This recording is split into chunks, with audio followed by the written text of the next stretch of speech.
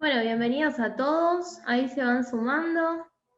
Gracias por acompañarnos hoy. En breve vamos a comenzar con el webinar de hoy, que no lo voy a dar yo, no se preocupen. Lo va a dar Matías Campaya, que ustedes ya lo conocen, que él está en el área de SAT. Así que en breve esperamos a que lleguen algunas personas más y arrancamos con el webinar de hoy, ¿sí? ¿De qué va a ser el webinar de hoy? Acerca de prácticas y buenos consejos al momento de instalar sistemas de alarma residenciales. Así que estén atentos y también a medida que vayan explicando, Matías, anótense en todas las preguntas que tengan, porque al final vamos a abrir un bloque de preguntas como para que todos puedan participar, sacarse las dudas, algunos consejos, porque tal vez algunos de ustedes ya hacen instalaciones y tienen algunos consejos para recomendar a sus colegas adicionales a los que Matías va a contarles hoy. Así que bienvenidos a todos, bienvenido José, ahí está Sonia, Martín. ¿De dónde nos están acompañando hoy? Acá está lloviendo bastante, no sé, desde las provincias donde se están conectando, ¿cómo está el clima allá? A ver si algunos nos cuenta, a ver en otras partes del país cómo está todo. Bueno, buenas tardes, Censo. Ahí vemos, Matías, que hay varias personas que se anotaron hoy que son instaladores y otros que todavía no son instaladores. Así que la idea de los que todavía no son instaladores de la marca es también que conozcan un poco nuestros productos, que vayan familiarizándose, que nos vayan consultando. Siempre van a contar con el apoyo de Matías y el resto del equipo de SAT como para resolver cualquier inconveniente que vayan teniendo. Bueno, Mati, mirá, ahí en Lomas de Zamora sigue lloviendo también, Buenos Aires, Entre Ríos también con diluvio, parece que es todo el país. Así que un lindo día para aprender cosas nuevas. Así que Buenas tardes a todos, ¿cómo están? Sí, la verdad un excelente día para quedarnos un poquito en casa y bueno, seguir aprovechen. instruyéndonos y Bueno, acá en aprovechar un Santiago del poquito. Estero se nos llevó todo el sol, así que Bien el norte ahí.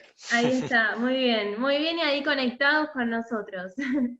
Así que si te 32 parece, grados, están en primavera en Santiago con 32 grados. Si te parece, Mati, podemos ir comenzando, que ya hay varios conectados. La idea es que sea interactivo, así que pueden ir consultándonos por el chat, van a ver una sección de encuestas, así que también estén atentos a su pantalla como para poder participar. Así que ahora sí, los dejo en manos de Matías, que es el especialista y que les va a contar todo acerca de cómo instalar correctamente alarmas residenciales. Bueno, muchas gracias, Jessy. Buenas tardes nuevamente a todos, bienvenidos. Con este webinar del día de hoy damos comienzo a la temporada 2021 de webinars que hacemos habitualmente desde el año pasado, que empezamos con esta rutina de lo que son capacitaciones virtuales, un poco impulsado por el tema de la pandemia, otro también para aprovechar y contactarnos con todos los agentes del interior, que habitualmente por ahí no podemos tener un trato fluido, pero gracias a la tecnología y a la actualidad eh, nos ayuda a todos a estar más en contacto. Bueno, si les parece, vamos arrancando con el webinar de la fecha. Como bien me presentó Jessy, mi nombre es Matías Campaya y vamos a estar hablando un poco de lo que son los consejos y buenas prácticas para instalaciones de alarmas residenciales, un poco sobre sugerencias de cómo instalar cierto dispositivo, dónde ubicarlo, cómo hacer los procesos de la instalación, ¿bien? Y como bien decía, mi nombre es Matías Campaya, yo me desempeño en el área de servicio de asistencia técnica en el SAT, allá en Fábrica, en el barrio de Mataderos. Mi parte, lo que me compete más a mí es todo lo que es asesoramiento técnico, todo lo que es sugerencia en cuanto a funcionamiento de los equipos, instalación, escuchar también desde el lado de los agentes, los instaladores, los usuarios, recomendaciones que nos puedan llegar a brindar, bien, sugerencias sobre modificaciones que podamos llegar a hacer, modificaciones sobre los equipos, y más allá de eso también lo que son todas las capacitaciones de instalación, de funcionamiento de nuestros equipos, que habitualmente la damos de forma presencial, teníamos lo que llamaban CFI o TAI, que son los cursos de formación de instaladores y talleres para agentes instaladores, que complementamos con estos webinars que son un poquito más cortitos, no son presenciales obviamente, pero bueno, son más puntuales y sobre temas más concisos. Como bien explicó Jessica recién, vamos a hacerlo dinámico, la idea es que se vayan sacando dudas que puedan llegar a ir surgiendo, pero más allá de eso también tenemos al finalizar el webinar un bloque exclusivo para lo que sean consultas que les hayan estado quedando mientras vayamos viendo las diferentes etapas del webinar del día de hoy. Así que cualquier consulta que nos quieran hacer, si la pueden mandar directamente por el chat y ahí la vamos viendo y levantando acorde vayamos compartiendo la dinámica del webinar del día de hoy. Así que si les parece bien, vamos iniciando. Bueno, en principio vamos a charlar un poco de lo que son los procesos de una instalación. Lo vamos a dividir en 3 etapas. La primera, lo que definimos como planificación, que es ir a visitar al potencial cliente, conocer un poco del funcionamiento del hogar, o sea, ver cómo está distribuido el hogar, cuántas habitaciones, qué accesos tienen, si haría falta una protección perimetral, una protección interior o ambas. También saber cómo se desenvuelve la gente que vive o la gente que convive dentro de esa residencia o ese lugar o ese negocio, para saber también cómo lo deberíamos configurar para que se adapte lo mejor posible al uso cotidiano que le puedan llegar a dar. Después va a venir la etapa de instalación, donde ya una vez hecha la planificación, vamos a estar montando los equipos que pueden estar previamente ya programados para ahorrarnos tiempos en esta etapa de instalación únicamente. Y por último sería la entrega del sistema de alarma con la explicación del funcionamiento del mismo, sugerencias de uso y dar ciertas características del funcionamiento del mismo puntuales para que, sin explicarle de punta a punta cómo funciona el sistema o las programaciones o las prestaciones específicas que puede llegar a tener, pero sí con las herramientas básicas para que pueda explotar el funcionamiento de su sistema de seguridad. Bien. Arrancando entonces por lo que es la planificación, uno de los puntos más importantes es la ubicación de los equipos. En este caso vamos a hablar de la central de alarma, que es el corazón del sistema de alarma. Tenemos que pensar que la central de alarma va a ser el único dispositivo de todo el sistema que requiere sí o sí de una conexión a la red eléctrica, a la conexión de 220 alterna, por lo cual tenemos que prever un toma que esté cerca donde vayamos a poner la central, o si la queremos ocultar un poco más, hacer la previsión del cableado hasta donde vayamos a instalar la central de alarma. Otra recomendación eléctrica es la puesta a tierra de la misma, si bien no es para el chasis o el gabinete, ya que es plástico ignífugo, pero sí para la estabilización de la parte electrónica, digamos, del sistema, para que tenga una buena referencia de tierra y además para que cualquier descarga electromagnética que pueda llegar a generarse o de estática derive directamente a la jabalina de la puesta a tierra. Lo ideal también sería de que tenga un sistema independiente de 220, es decir, que tenga una térmica exclusivamente para el sistema de alarma. De esta forma nos serviría en todo caso para hacer algún tipo de mantenimiento y bajar la térmica del sistema de alarma, del circuito de alarma únicamente, o viceversa, si es una casa de fines de semana, una casa de veraneo, que podamos bajar la alimentación de todo el circuito de electricidad, tanto luminaria como tomas, pero que no corramos el riesgo de dejar sin alimentación el sistema de alarma. Y además por un tema obviamente de protección de tener una llave termomagnética independiente que cuide o proteja el circuito de alarma y además cuide independientemente del circuito de electricidad típico de luminarias y tomas aparte para los electrodomésticos. También es importante tener en cuenta que esto depende un poco del modelo de central que tengamos, pero la mayoría de las centrales cuentan con dos salidas independientes de 12 volt y MPX, lo cual nos permite en principio separar el sistema en dos conexiones, en dos circuitos independientes. Después vamos a ver también que hay otro dispositivo llamado GW3 que es parte de esto, es un agregado, un equipo adicional que también permite independizar las ramas, pero volviendo a lo que es la planificación, o es prudente saber que tenemos esta posibilidad para poder independizar los circuitos pensando en generar un circuito de conexión de periférico, de equipos que quizás van un poco más expuestos a la intemperie o en exterior, donde pueden sufrir algún intento de vandalismo, y otro circuito que sea de los dispositivos interiores. Esto nos permite pensar en cómo vamos a llevar el cableado, cómo lo vamos a distribuir, y viene y hace parte de lo que es la planificación.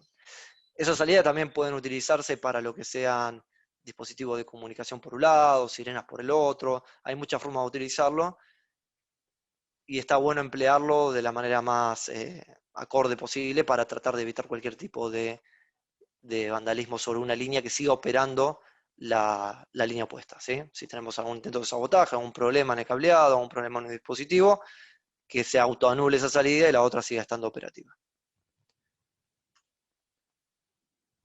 También tenemos que prever en el lugar donde vayamos a ubicar la central, que esto obviamente por un tema de ventilación, ya que la central tiene un regulador de tensión con su disipador de tensión, perdón, su disipador de temperatura por el cambio por la potencia que disipa mediante el calor el regulador de tensión que genera.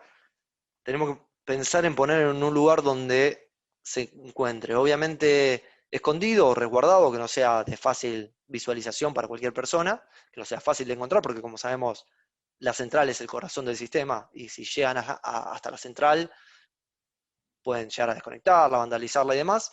Entonces sí o sí tiene que estar protegida, escondida, en un lugar ventilado, donde haya circulación de aire, que no esté cerrado en un gabinete estanco, que sea un lugar seco, donde no haya presencia de humedad, donde no haya agua, por ejemplo, y que pueda generar humedad en el ambiente. Y obviamente que esté en un lugar lo más concéntrico posible, o hablando simétricamente de la casa, que sea en el punto central de la misma, para de esta forma poder tener diferentes puntos por donde podamos llevar el cableado, que sea el cableado lo más corto posible, ¿bien? Y que tengamos forma de salir para cualquiera de los lugares de la residencia, sea también un cableado para exteriores, por ejemplo. O sea, lo ideal es esto, es que esté siempre lo más centralizada posible para poder derivar por cañería o externamente hacia los diferentes puntos de la casa, llevando así la menor cantidad de cableado posible. Esto también va a determinar el uso de comunicadores y receptores inalámbricos, ya sean módulos plug-in o MPI, o equipos exteriores, que ya sean cableados por MPX y 12 volt con su gabinete. Es decir, si la central la ponemos en el centro de la residencia, posiblemente, esto depende también de varios factores, de cantidad de paredes que tenga que atravesar y el material de las mismas, pero es muchísimo más probable que tengamos una mejor recepción de ese punto a que si, por ejemplo, la ubicamos en el fondo del lote, del terreno, y hasta el frente de la casa quizás tendremos 30, 40 metros, cruzando todas las paredes intermedias. Si ponemos un receptor en la central, un MPI en la central, en la placa de la central, es más que probable que tengamos problemas de alcance con los controles remotos o sensores inalámbricos que tengamos en el frente de la vivienda. Entonces, en ese sentido, se puede llegar a poner un receptor exterior, obviamente, pero tenemos que prever todo esto, porque obviamente agregar un receptor incrementa el presupuesto de la instalación, y bueno, no queda muy profesional agregar un costo de un receptor, por ejemplo, a un presupuesto que ya está cerrado. Todo esto nos ayuda a prever todos estos posibles inconvenientes que puedan llegar a haber. En cuanto a la ubicación de los equipos, también tenemos que definir el tipo de protección que queremos brindar. Es decir, como hablábamos al principio, tendríamos que conocer, no puntualmente con mucho lujo de detalles, pero sí saber una base de la rutina de los habitantes. Es decir, quiénes viven ahí, si son personas mayores, si son personas que están trabajando todo el día afuera y necesitan una protección permanente, si es una familia con adolescentes, con niños chicos, también si necesitan un código de usuario para cada uno de ellos. Esto nos va a servir a realizar lo que llamamos zonificación y la configuración de los modos estoy y me voy. Y en cuanto a los comunicadores y avisadores, esto un poco relacionado a lo que veníamos hablando recién, buscar el punto de mejor recepción para este tipo de dispositivos. Normalmente el mejor punto de recepción siempre va a ser en altura, en la mayor altura posible, y lo más cerca del exterior. ¿Qué quiero decir con esto? No necesariamente hace falta poner una columna con una antena a 30 metros de altura para tener la mejor recepción, pero sí, si es una casa de dos ambientes, pensemos, o con sótano, por ejemplo, analicemos que quizás en el sótano no va a tener la mejor recepción el comunicador, porque tiene que atravesar una o dos losas, sino que tendríamos que pensar en poner el comunicador quizás en la planta alta, en el segundo piso, y lo más cerca posible del exterior o lo más cerca de una ventana que diera al exterior. Entonces, de esta forma vamos a buscar o encontrar el mejor punto de recepción de señal de GSM que posible que podamos llegar a tener en esa vivienda. Bien, y una recomendación aparte que también suma el tema de la cercanía con la central y con los pasivos infrarrojos para no generar ningún tipo de interferencia ni posible mal funcionamiento de estos dos, de la central y de los PIR. La antena de los comunicadores que trabajan por GSM o por GPRS es conveniente que esté alejada a unos 50 centímetros de ambos equipos. Esto viene especificado igualmente en el manual de los comunicadores. Bien, seguimos con lo que es planificación. Lo ideal, esto como consejo, es realizar un bosquejo previo a la instalación con la diagramación del conexionado y la disposición de los dispositivos. Si bien esto seguramente difiera con cómo va a finalizar la obra, seguramente en el medio encontremos hacer alguna modificación, porque quizás no podemos pasar todos los cables por la cañería, por ahí son cañerías viejas o están muy obstruidas por conductores gruesos o conductores antiguos de tela, donde quizás no queremos meter mano. Bueno, está bueno tener un diagrama previo de cómo vamos a distribuir el cableado y la distribución también de los equipos. Lo que es la zonificación es un planteo de cómo vamos a configurar los equipos, cómo vamos a dividir la central en sus diferentes zonas, pensando todo esto también en la futura configuración de las zonas para los modos estoy y me voy. Esto nos sirve para plantear qué sensores tenemos que poner en cada lugar, en cada ambiente, plantear también cómo vamos a configurar el modo estoy y me voy para el uso normal de los futuros usuarios, valga la redundancia del sistema, sabiendo que quizás si suelen utilizar el living de noche, saber que ese living deberíamos dejarlo excluido en el modo estoy, pero si no usan un galpón, o si no usan el lavadero, o si no usan un quincho de noche, dejarlo incluido para tener mayor protección, ¿bien? Y la configuración de los equipos, siempre recomendamos que sea previa a la instalación. Es decir, previa a ir a la residencia o el negocio donde lo vayamos a instalar. Con esto nos ahorramos mucho tiempo, ya que todos los dispositivos, cualquiera sea, posee una memoria EEPROM, la cual es una memoria no volátil y que nos permite programar los equipos, desconectarlos, desalimentarlos, llevarlos, instalarlos y que sigan manteniendo guardada su programación. Con lo cual agiliza muchísimo los tiempos de la instalación en sí, porque lo podemos programar en una mesa, lo podemos programar en nuestro taller, en nuestra casa, en el negocio, donde fuera, y nos ahorramos muchísimo tiempo de no estar corriendo de un lado para el otro programando los diferentes equipos. ¿Bien? Pero obviamente todo esto viene relacionado a lo que hablábamos anteriormente. Si no tenemos un diagrama de la conexión, si no tenemos pensado cómo va a ser la zonificación, la configuración de las zonas, todo esto va a ser casi imposible. ¿Bien? Vamos a entrar no mucho en detalle, por ahí para los que no conocen cómo trabaja la protección de fin de línea de los dispositivos MPXH, pero vamos a tocarlo un poquito por arriba, ¿bien?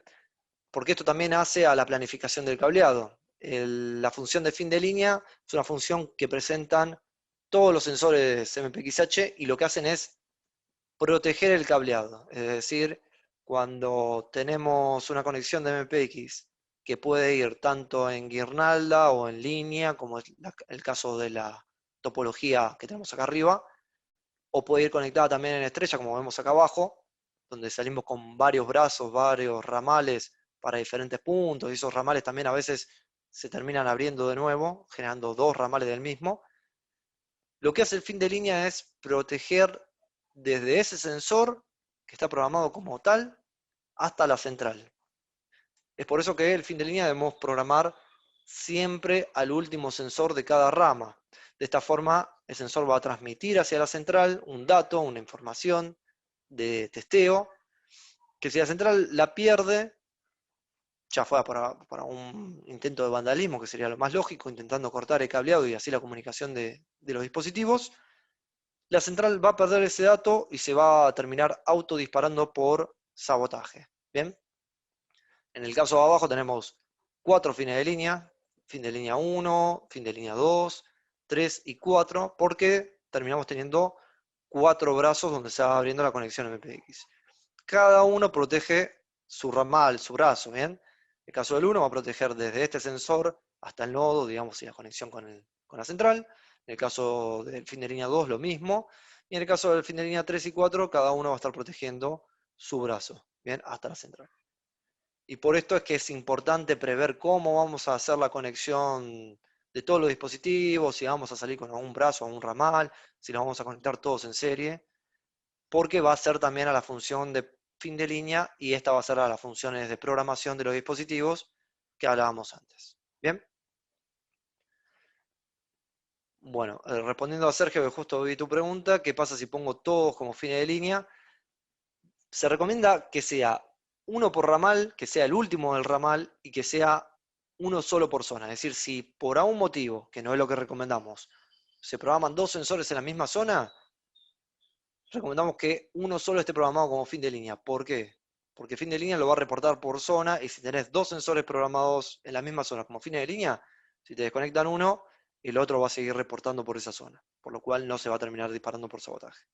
Y por otro lado, conviene poner todos como fin de línea, no siempre más es mejor.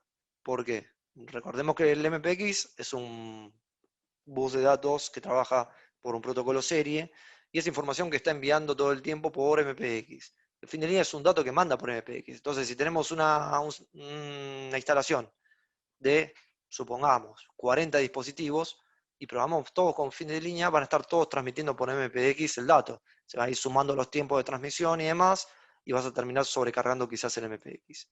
Y no necesitas programar todos como fin de línea. Veamos este ejemplo de esta rama, la del fin de línea 1. Yo con programar solamente el último sensor ya estoy protegiendo todo el ramal. Porque si a mí me cortan el cableado en este sensor, se va a estar disparando. Si me cortan entre este sensor y el segundo, también. Porque va a estar perdiendo la comunicación del que está programado como fin de línea con la central y se va a disparar por sabotaje. Y lo mismo si cortaran el cableado acá, pasaría exactamente lo mismo. ¿Sí? No estaría llegando el reporte de este que está como fin de línea a la central y se va a terminar disparando por sabotaje igual. ¿Bien? Es por eso que depende mucho cómo preveamos la instalación, el cableado, pero no es necesario programar todos como fin de línea. ¿Te va a saltar algún error? Si es una instalación chica, no vas a notar ningún inconveniente. ¿Es lo recomendable? No. Bien, continuando un poquito con la planificación de la instalación, acá vemos una imagen de un estado ideal, digamos, cuando llegamos a la obra, que todavía están previendo la instalación de un sistema de alarma. Cuando lo agarramos con tiempo, bien, al albañil, al electricista, al maestro mayor de obra, al arquitecto, y tenemos la suerte de encontrarlo justo en la etapa de planificación de cañería. Entonces esto sería lo mejor, lo óptimo, donde nosotros le marcamos el trayecto de la cañería, las cajas de empalme, podemos pensar también en cajas minión para salir para los sensores y que tenga una, una salida del cableado que estéticamente quede prolijo.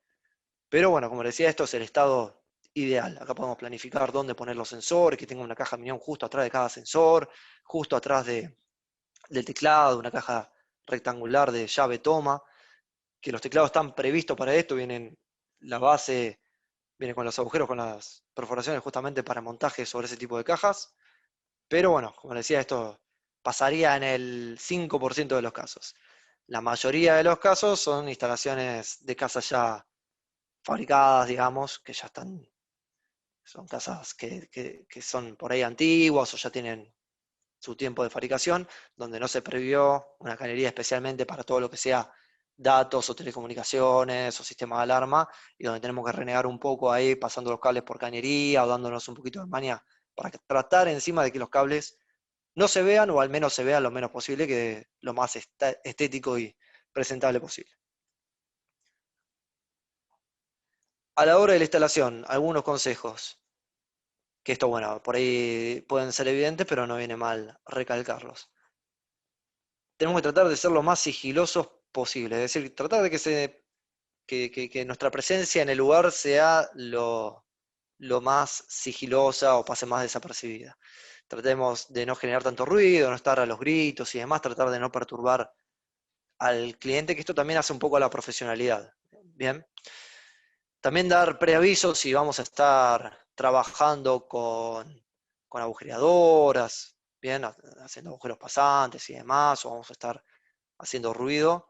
Dar preaviso de esto, de esta situación, sobre todo si hay gente que está durmiendo o gente que está trabajando, que hoy es más habitual todavía haciendo home office, prever esto para tratar de evitar encontronazos o malos entendidos.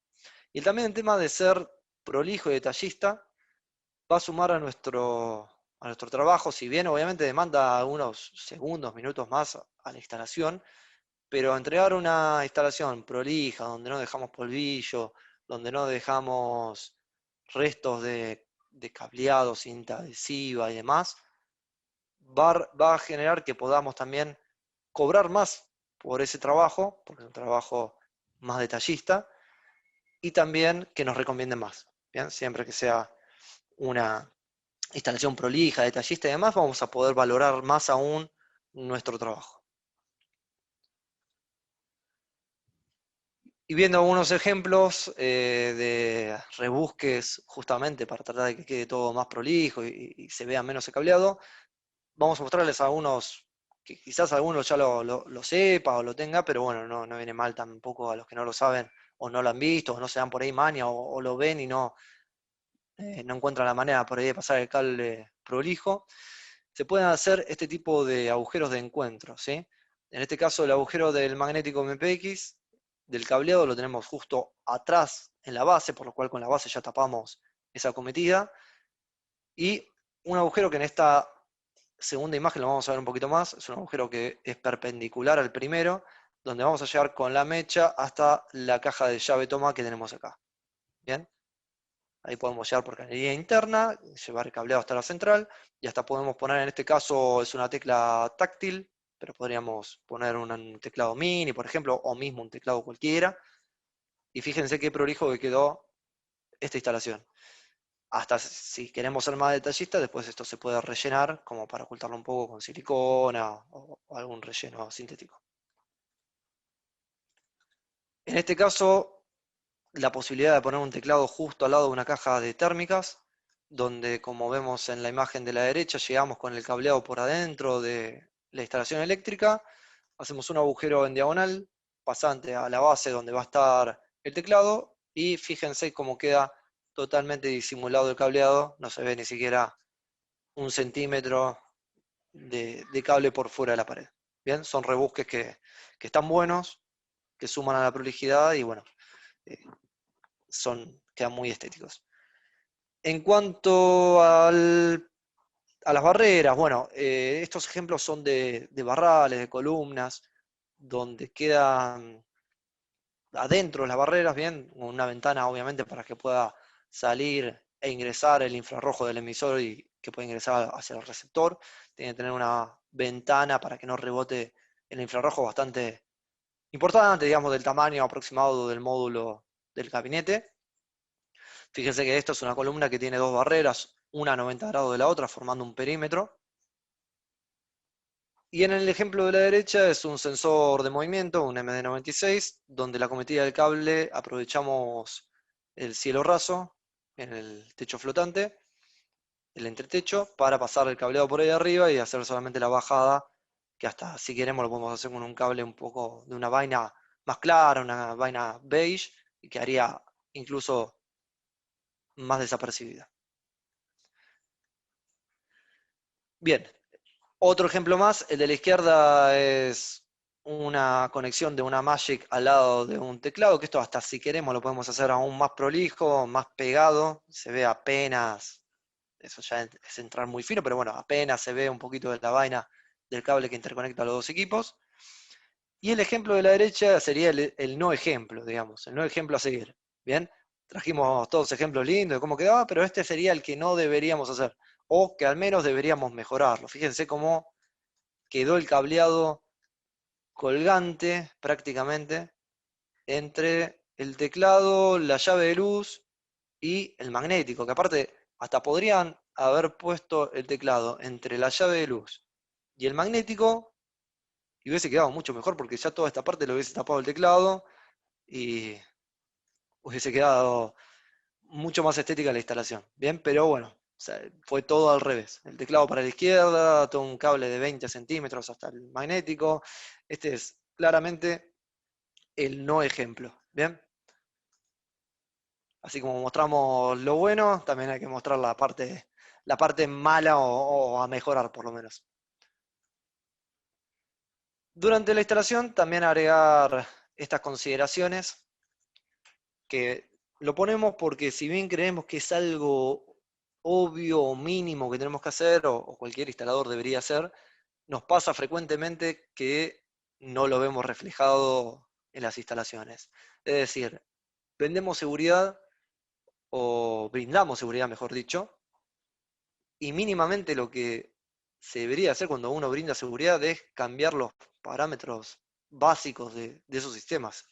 Es decir, la clave de activación, la clave de propietario, el código de instalador, las claves de los llamadores telefónicos, son todas configuraciones mínimas que nos lleva cuestiones de un minuto cambiar todas las claves quizás. Es algo sencillo, pero que no vemos frecuentemente que suceda y es algo fundamental, porque, por ejemplo, un código de un código de propietario que permite activar y desactivar la central, no podemos dejar el código de fábrica. ¿Bien? Porque alguien que sepa mínimamente de nuestros sistemas conoce el código de propietario porque viene por default y es un código genérico. Entonces, son configuraciones que al menos deberíamos cambiar, ¿sí?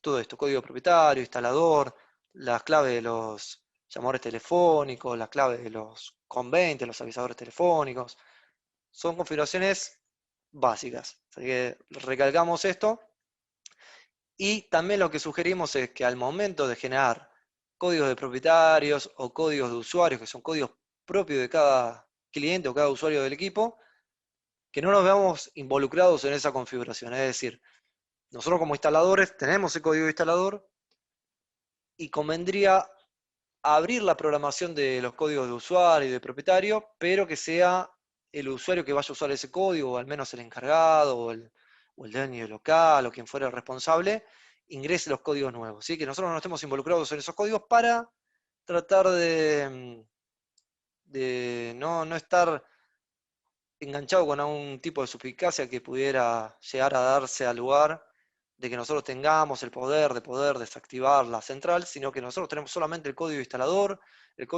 nos permite programar, pero siempre y cuando la central esté desactivada y no nos permite desactivar la central, entonces no hay posibilidad, no hay lugar a ningún tipo de duda de que nosotros podamos tener incidencia sobre el uso del sistema. ¿Sí? Si hubo algún problema interno, si alguien lo desactivó, que eso después lo podemos ver con el registrador de eventos, pero nosotros ya directamente, al no tener la posibilidad de saber qué código tenía programado, no nos vamos a ver involucrados. En cuanto a la entrega del sistema de alarma, obviamente hacer una prueba general de todo el sistema, ver que todos los sensores estén funcionando perfectamente, que los antidesarme de los dispositivos estén operativos, la configuración de los códigos, como vimos recién, y viene la parte de la entrega y la explicación, ¿sí? El usuario tiene que saber, aunque sea el funcionamiento básico del sistema, por un lado para que pueda aprovechar lo más posible todas las prestaciones con las que cuenta un sistema de alarma, y además para tratar de evitar la mayor cantidad de consultas que le pueda llegar a llegar a ustedes, digamos, que se le puedan llegar a hacer sus propios clientes a ustedes y perder el menor tiempo posible explicando esto, que son cosas que están en los manuales también. Pero se pueden armar una especie de pasos prácticos o mismo el manual de usuario, dejárselo explicado, detallado, donde tenemos que básicamente explicarles cómo se activa y cómo se usan los modos estoy y me voy, para qué sirve cada uno, que uno incluye lo que es interior, lo otro no, la diferencia también entre activar con un teclado, con un llavero, un control remoto, los diferentes sonidos que le puede dar la sirena, la alarma, perdón, la alarma no, la sirena, ¿sí? Los disparos de alarma, tratar de identificarlo fácilmente, por qué se generó ese disparo, cuál fue el evento, cuáles fueron las zonas involucradas. Esto entra también lo que es la memoria de disparo, ¿bien? Un replay de disparo, para qué sirve, para saber qué zonas se dispararon, cuáles fueron las secuencias. Cómo borrar también esta memoria de disparo, porque suele pasar que seguramente los hayan llamado a su mismo cliente diciendo que tiene un LED de una zona que parpadea continuamente y no entiende por qué o no sabe cómo pararlo. Bueno, eso es la memoria de disparo y viene ahí el borrado de la memoria justamente para que cese ese parpadeo. ¿Qué es una activación parcial? ¿Por qué se da? ¿Cómo se indica también en la sirena? A veces pasa que nos llaman preguntando por un sonido distinto que hace la sirena y viene por este lado, por la activación parcial, una zona abierta, ¿bien? Que también viene al uso del usuario, del cliente. Activaron, no se dieron cuenta que fue una parcial más allá del sonido distinto que hace la sirena y se fueron. Y esa activación parcial quizás vino de una zona vulnerable, es una zona por la cual no pueden ingresar porque quedó abierta y si alguien ingresa no va a detectar movimiento, no va a detectar apertura y es una entrada vulnerable del sistema. Entonces está bueno que el cliente sepa todo esto. Y las indicaciones típicas del teclado, o que vemos a través del teclado, que son del sistema, como el estado del LED de lista, si ya está armada la central para activarse, el estado de la batería, en qué color enciende, qué significa que esté encendida o no. ¿Bien? Todo esto es muy importante que el usuario lo sepa. Por más que quizás a los 2 días, 3 días se le olvide lo que le expliquemos, pero está bueno que lo tengan por lo menos en conocimiento, decir, me explicaron, yo me acuerdo que era algo por acá. Y también el tema de dejarle el manual de usuario o alguna cartilla de referencia, le va a servir, va a ser muy útil, créanme, para evitar todo esto de las llamadas engorrosas que le pueden hacer a ustedes, que no están a las 24 horas, los 365 días del año para atenderlas tampoco. ¿Sí? Y por último, verificar también el correcto reporte de los mensajes de los comunicadores, es decir, chequear los comunicadores que tengan saldo, que tengan buena señal, configurar quizás el autotest para que lo reporte diariamente, saber que tiene una buena cobertura, que no es una cobertura inestable, que tiene baja señal, ¿bien? Y a esto también viene con la central de alarma, con cualquier modelo de central de la línea N, habrán visto los que les tocó instalar y a los que no, los que todavía no tuvieron la oportunidad de instalar un sistema de alarma nuestro. Dentro de la central de alarma, dentro del gabinete, viene una cartilla de referencia rápida con un manual resumido, donde entre otras cosas tienen este tipo de tablas para llenar con varias características. Por ejemplo, los números de zonas, la descripción de esa zona, es decir, qué es lo que está protegiendo, dónde se ubica ese sensor, el nombre de esa zona que le definimos, modelo de equipo, modelo de sensor, el tipo de zona, cómo está programado, si es una zona de robo, como en este ejemplo, una zona de incendio, y la inclusión en cada uno de los modos. Es decir, si en el modo estoy, esa zona la tengo incluida o está temporizada en el modo me voy, si está excluida o está condicional.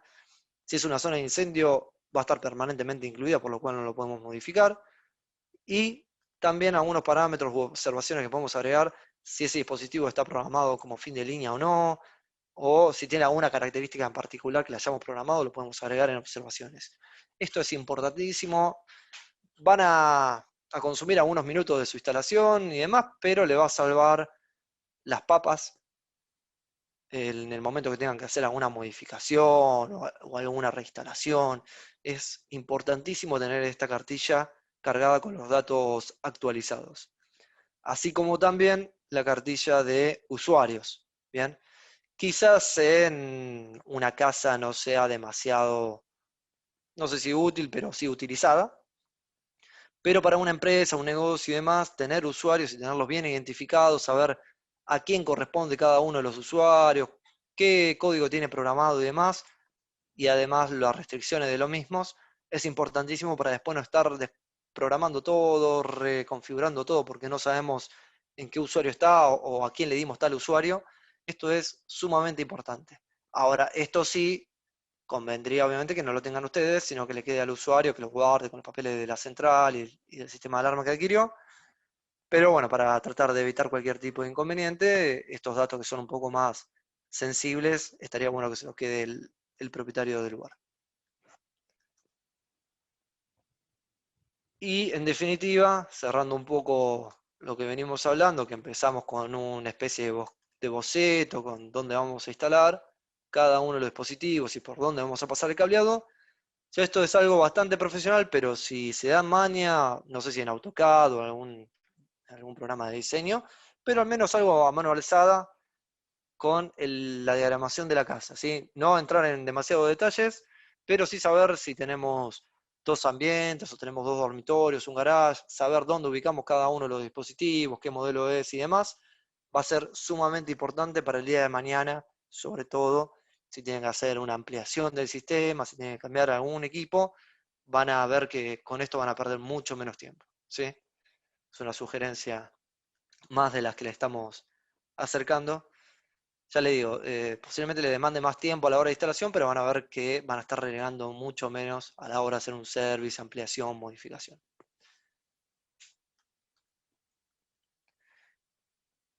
Y en cuanto a otras sugerencias, lo que siempre recomendamos, al menos para ustedes, si van a estar instalando, van a estar configurando, es que tengan un teclado TLCD. Después al usuario pueden que le instalen un TLCD o no, por temas de costos o de preferencias, pero para que tengan ustedes para programar es indispensable un teclado LCD. Por la asistencia de voz que tiene, por la asistencia visual también en el display LCD, la revisión de los eventos, la programación P0M que llamamos programación cero manual, donde no es necesario que tengan los manuales de los equipos, sino que con el teclado pueden acceder a cualquier programación, pueden navegar sobre ellas, ver qué parámetros tiene cargados, ver cuál es el rango de los parámetros que pueden llegar a modificar, hasta dónde, cuáles son las opciones y demás. Es importantísimo tener un teclado TLCD como una herramienta. Y además de esto, algo muy particular que sirve sobre todo para servicios técnicos, eventualmente para disparos de sabotajes, son las funciones de diagnóstico, que son también herramientas que tienen los teclados TLCD y no cualquier otro. ¿Sí? Todo esto es sumamente importante para facilitarles los tiempos también a ustedes y no estar renegando minutos u horas buscando dónde puede estar en un inconveniente, sino que el teclado TLC se lo facilita. Y otro dispositivo del cual le hice mención al principio de la charla es el Gateway 3 o GW3, el cual viene integrado en las centrales hoy por hoy, como les decía, que tienen doble salida, independiente, protegidas y demás, pero además de eso viene como producto externo en gabinete y por bornera, que la realidad es que quizás en una residencia normal, en un hogar común, no lo utilicen, pero para sistemas grandes, amplios, para oficinas, para una empresa, una fábrica, es sumamente recomendable que utilicen este tipo de equipos. Al usuario final le va a ser transparente, pero, porque no, o sea, no van a ver una prestación muy descabellada en cuanto al uso, pero sí le va a servir y también a ustedes en el momento de que haya algún inconveniente, desperfecto, intento de vandalismo, sabotaje, donde haya un problema en alguna salida, esas salidas se autoanulan, es decir, si hay un cortocircuito en la alimentación, tiene un fusil de protección que anula solamente esa salida, las otras dos siguen operativas. También tiene protección de cortocircuito de MPX contra masa o contra positivo, también anulando únicamente esa salida y dejando operativas las otras dos. Por lo cual, si hay algún desperfecto o inconveniente en algún sector, se anula ese sector en particular y sigue estando operativo el resto del sistema. Bueno, antes de entrar al bloque de consultas, vamos a hacer una pequeña encuesta con dos preguntitas. Bueno, ahora las vamos a compartir en pantalla. A ver, Mati, ¿vos la estás viendo? No por ahora, a ver, dame un No segundo. sé si... Para que las comparto yo. Dale. No sé si ahí las ven todos.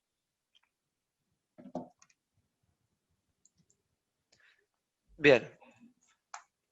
Bueno, la primera pregunta viene en relación a lo que estuvimos hablando de en cuántos pasos dividirían la instalación. Acuérdense en cómo lo planificamos nosotros, en cuántos pasos eran. La segunda, ¿en qué lugar instalarían una central de alarma? Pensemos también en las recomendaciones que dimos al principio, en las condiciones de cada lugar, si en un baño, arriba de la puerta de entrada o en un lugar escondido, seco y ventilado.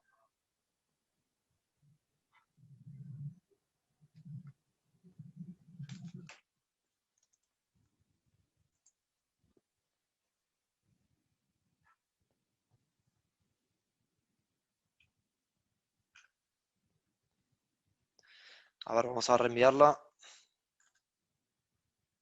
A ver ahí va mejor, ¿no? Muchas gracias por el aviso.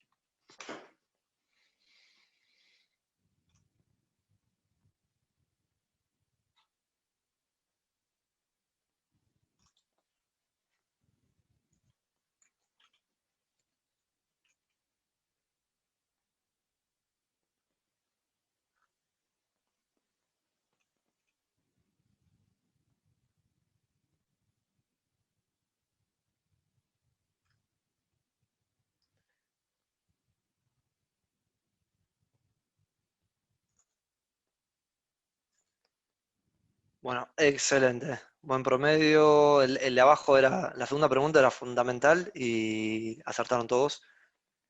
Créase, ¿no? A veces hacemos estas preguntas que por ahí pueden ser obvias, pero nos maravillamos a veces con las respuestas, e incluso con algunas instalaciones. Hemos visto sensores, equipos conectados o instalados, mejor dicho, en baños donde la humedad es importantísima y obviamente esos dispositivos, esos sensores pueden llegar a durar un año con toda la furia, que ya están percudidos, todos oxidados. Y bueno, está bueno hacer esta pregunta como para tratar de despejar cualquier tipo de duda o que pueda llegar a existir sobre esto. Y la primera, ¿en cuántos pasos dividirían la instalación? Bueno, lo que planteamos nosotros y recomendamos como sugerencia eran en 3 pasos: la planificación, la instalación y la entrega o puesta en marcha y entrega. Esto obviamente puede ir variando un poco, pero bueno, la sugerencia era esa. Y esto también respondiendo un poco a una pregunta que nos envió Martín, si faltó el paso de pasar presupuesto. Sí, no lo aclaré, pero esto entraría en la parte de planificación, en realidad, del presupuesto.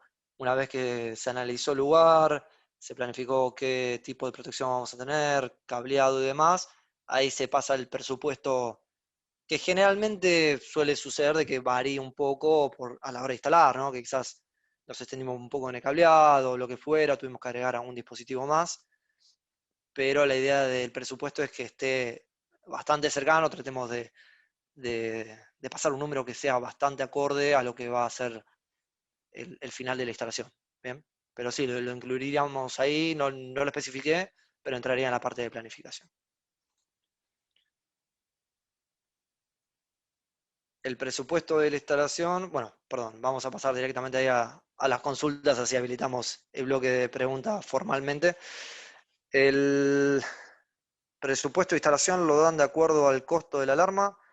Si cuesta 30, cobran 30 de instalación. Mira, eso es relativo, la realidad es que lo maneja cada instalador a su forma, porque depende de un montón de factores. Depende, en parte sí, obviamente, de los costos de la instalación, que ahí entran los productos, los insumos, el cableado y demás, y herramientas que utilices. Y además de cómo, obviamente, te valores vos y el conocimiento que tengas. Por ejemplo, yo saliendo a mercado, siendo instalador nuevo de alarma, quizás cobraría un poco más del costo, que obviamente cubra mis costos de insumos y un porcentaje de mano de obra, pero seguramente con el tiempo, mientras yo me vaya amoldando los equipos, me vaya amoldando también a las instalaciones, vaya agilizando los tiempos de instalación, porque eso es importantísimo también, y son cosas que hay que tener en cuenta. ¿Cuánto te demanda vos hacer una instalación? Porque si te demanda todo el día, no la podés cobrar lo mismo que la que te demanda 5 minutos que por ahí fuiste y pusiste 2 sensores inalámbricos. ¿Bien? Así que hay que jugar un poco con eso.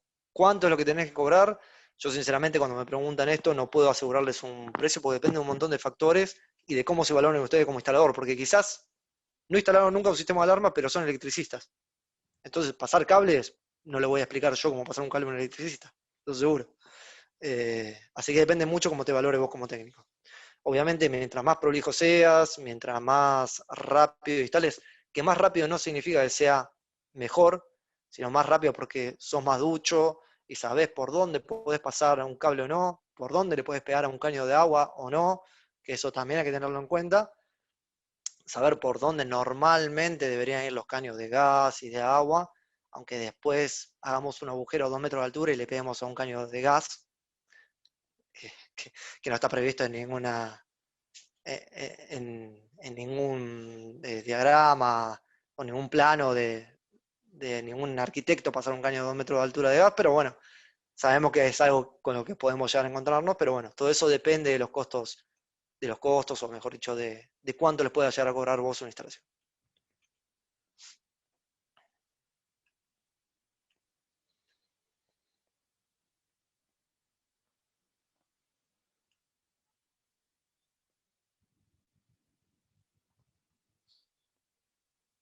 Una pregunta que nos hace Enzo, que esto es un poquito más específico, quizás no está muy relacionado con lo que vemos hoy. Hoy quería hacer un poquito más, no entrar tanto en programaciones de equipo.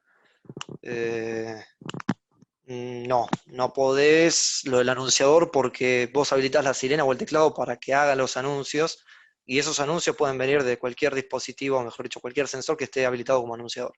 Es decir, no podés diferenciar ni por sonido ni destinar una sirena exclusivamente para un sensor a menos que los particiones, que tengas exclusiva esa sirena para ese sensor en una partición independiente, pero si no, no hay forma.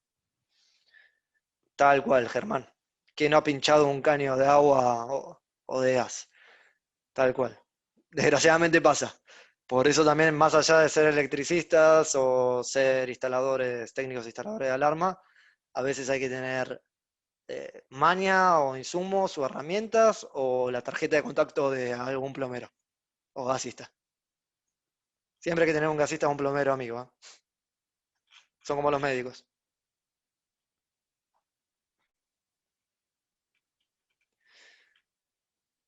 Em,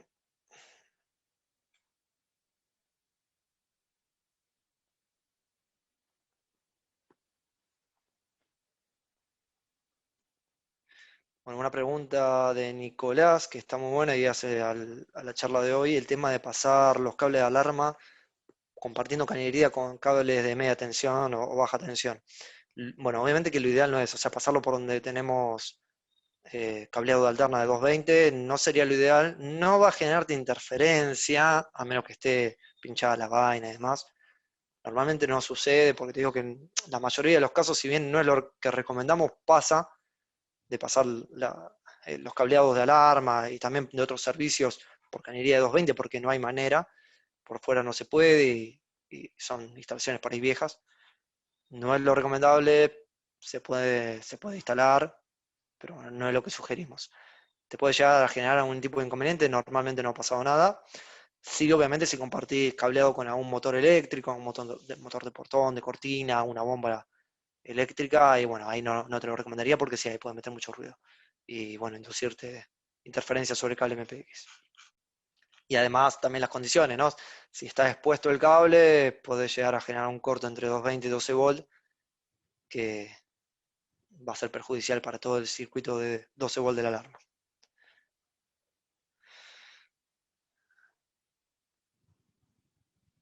Buenísima la pregunta de Javier, ¿dónde se conecta la tierra de la central? No tiene un borne dedicado de tierra, se sugiere el negativo de 12 volt, el negativo, la masa, conectarla a la jabalina, ¿sí? Pero si no, no tiene un borne exclusivo para eso. Exactamente, eso, donde haya fuerza electromotriz inducida, no convendría.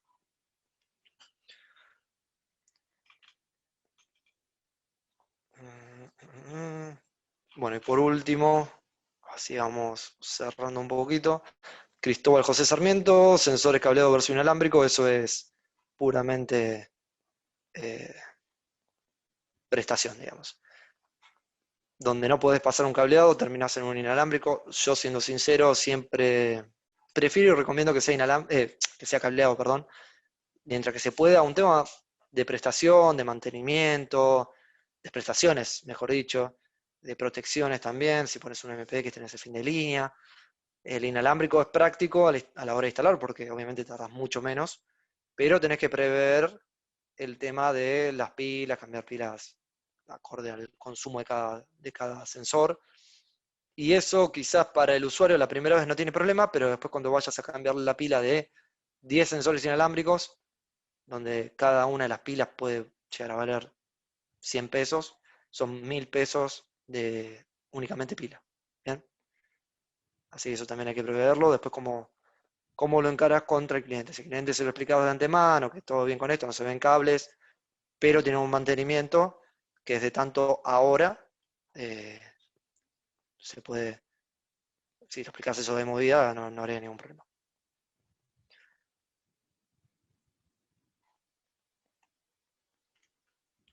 En cuanto a la respuesta a Pablo, si se considera el dispositivo Wi-Fi como fuente de interferencia para sensores y o receptores, la realidad es que sí no conviene poner receptores de RF cerca de router Wi-Fi.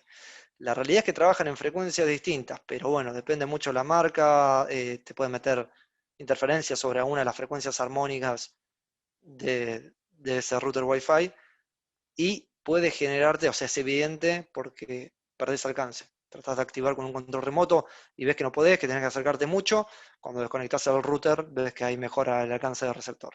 Así que la realidad es que no es conveniente, eh, no pasa en el 100% de los casos, pero si te tengo que dar una recomendación, no lo pondría a menos de 50 centímetros en un router Wi-Fi.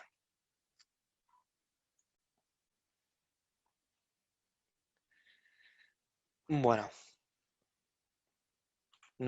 creo que ya estamos por el momento, no veo otra consulta, me voy a subir un poco más por las anteriores.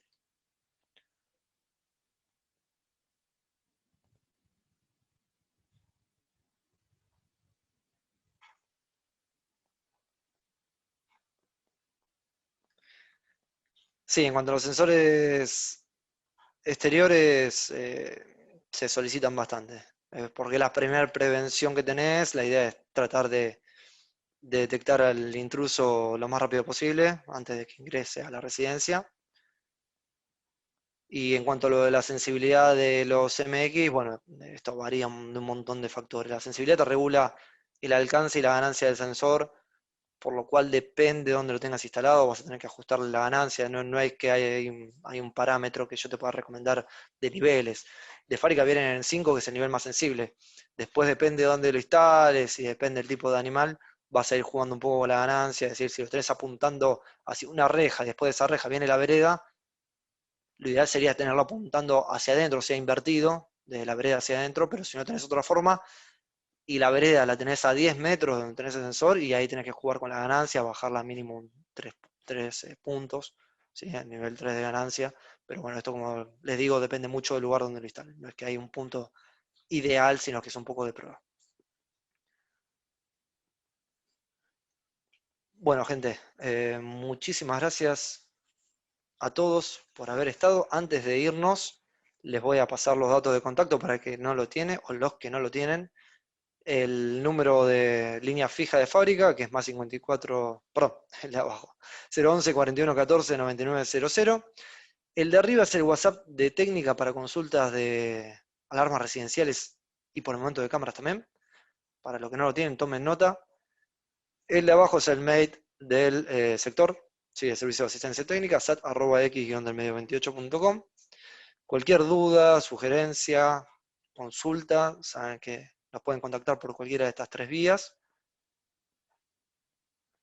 Y de mi parte es un placer haberlos visto a los que conocemos. Veo varias caras nuevas también, así que bienvenido para ellos. Vamos a seguir obviamente con los webinars, con esta metodología de charlas que están buenas, me parece que suman, está bueno para los dos lados, es bidireccional el tema, así que de nuestro lado tratamos de acercarle todas las herramientas, conocimientos posibles y también escucharlos a ustedes que están todos los días instalando y demás, abriendo nuestros equipos, instalándolo, configurándolo, también recibiendo las sugerencias que nos puedan llegar a alcanzar. Así que muchas gracias nuevamente a todos por haber estado y nos estamos viendo nuevamente. Saludos.